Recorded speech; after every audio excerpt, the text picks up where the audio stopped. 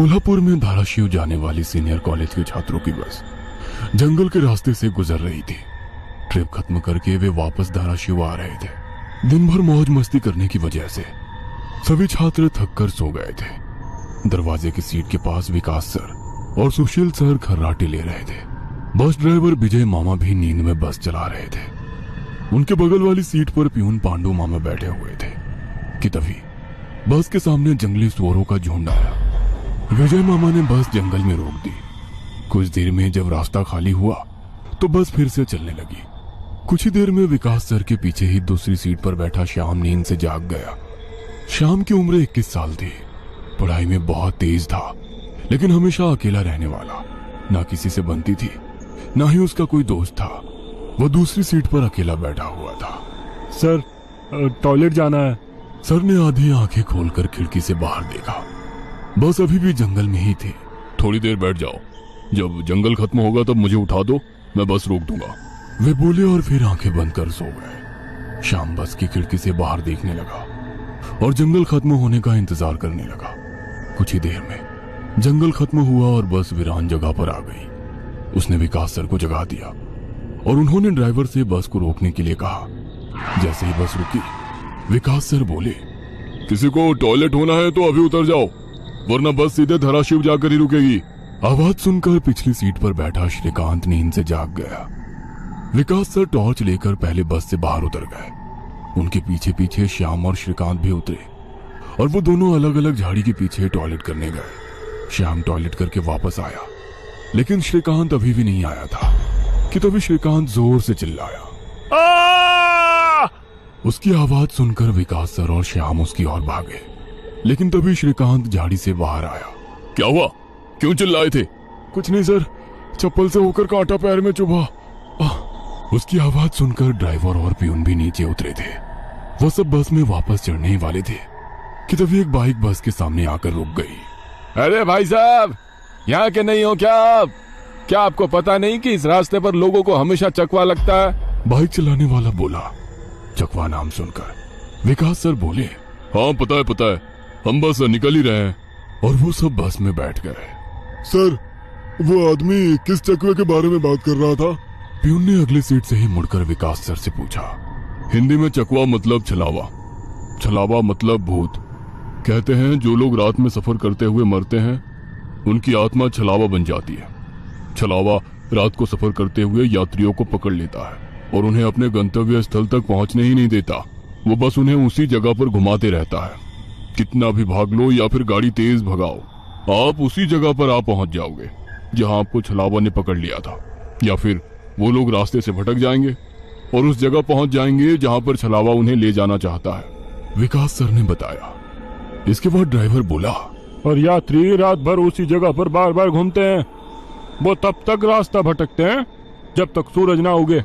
जैसे ही सूरज उगता है, उनकी ताकत कम हो जाती है।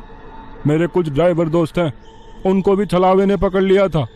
कहते हैं छलावा बस उन्हीं यात्रियों को पकड़ता है जो थके हुए होते हैं, क्योंकि उन पर हावी होना बहुत आसान होता है ना। फिर तो छलावा बहुत ही खतरनाक है। प्यून घबराते हुए बोला। अरे कुछ खतरनाक नहीं है, ये सब अंधविश्वास है।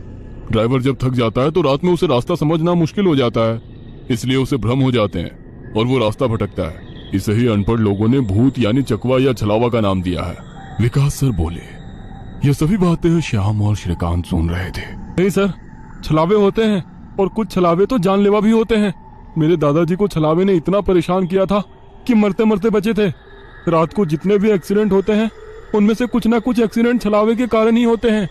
वो रात के बेरहम शिकार होते हैं। यात्रियों की थकान और डर ही उनकी ताकत होती है। शिकारियों की तरह ही वे यात्रियों को डराते हैं, भगाते हैं और उनकी जान लेकर उनका शिकार करते हैं। हमें बस इतना पता चलता है कि कार एक्सीडेंट में उनकी मौत हो गई है, लेकिन मौत का कारण छलावा ही होता है सर। श्याम ने डरावनी आवाज में कहा। सर, इस का कुछ मत सुनो, इसकी बुआ राइटर है, उन्हीं से सुनी होंगी ये बातें। और राइटर लोगों का तो काम ही होता है बातें बनाना, उसी से तो उनका घर चलता है। पिछली सीट पर बैठे श्रीकांत ने कहा। श्रीकांत, चुप हो जाओ और सो जाओ, उन्होंने डांटते हुए कहा। और उसके बाद सभी लोगों ने आंखें बंद कर ली और सो गए। कुछ समय बीता। श्याम अभी भी जाग रहा था और खिड़की से बाहर देख रहा था। बस किसी जंगल के बीचों बीच से गुजर रही थी। कि तभी उसने देखा कि रास्ते के किनारे एक बंद पड़ी चाय की टपरी है। लेकिन ये चाय की टपरी तो मैंने पीछे भी पहले वाले जंगल में देखी थी। वह मन ही मन बोला और खिड़की के बाहर देखने लगा। तब उसे पता चला कि वो तो वही जंगल है जो वीरान जगह से पहले आया था। वह भागते हुए ड्राइवर के पास गया। विजय मामा नींद में बस चला रहे थे, बीच बीच में आंखें झपका रहे थे। विजय मामा, बस कौन से जंगल में है? होगी किसी जंगल में। रास्ते में जंगल कम है क्या? नहीं मामा, हम वापस उसी जंगल में पहुंच गए हैं जहां पर बस के सामने जंगली सुअर आ गए थे। नहीं बेटा, तुम्हें कुछ तो गलतफहमी हो रही है। वो जंगल तो कब का पीछे छूट गया है ना। उनकी बहस सुनकर विकास सर नींद से जाग गए। क्या हुआ श्याम? सर, हमें छलावा लग चुका है। उसने हमें पकड़ लिया है क्योंकि बस वापस उसी जंगल में आई है जहां से पहले गुजरी थी।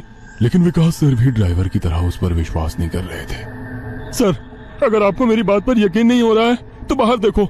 अभी कुछ देर रास्ते के किनारे एक ट्रक दिखाई देगा जो एक्सीडेंट में पलटी हो चुका है। और कुछ ही देर में रास्ते के किनारे सभी को पलटी हुई ट्रक दिखाई दी। ये देखकर सभी हैरान हो गए थे। ड्राइवर ने भी मान लिया कि श्याम सच बोल रहा है कि तभी जंगल खत्म हो गया और बस वही सुनसान वीरान जगह पर पहुंच गई जहां पर वो कुछ देर पहले टॉयलेट करने के लिए रोक दी गई थी। ये देखकर सभी की आंखें फटी की फटी रह गई थी। विकास सर की तो बत्ती ही गोल हो गई थी। श्रीकांत पिछले सीट से आगे आ चुका था। सबके चेहरे का रंग उड़ गया था। बस अभी भी रास्ते पर चल रही थी कि तभी वो फिर से वापस वही जंगल में पहुंच गई। वो सभी जान गए कि उन्हें छलावा ने पकड़ लिया है। ड्राइवर कोई दूसरा रास्ता मिलता है या नहीं ये देख रहा था, लेकिन फिर भी बस वापस उसी जंगल में आ जाती थी। ऐसा लग रहा था कि मानो पूरी दुनिया में बस वही एक रास्ता है जो घूम फिर कर उसी जंगल में ले आता है। सर, अभी इस छलावे से कैसे निकले? मैंने सुना है कि छलावे से बाहर तभी निकल सकते हैं जब सुबह हो जाए।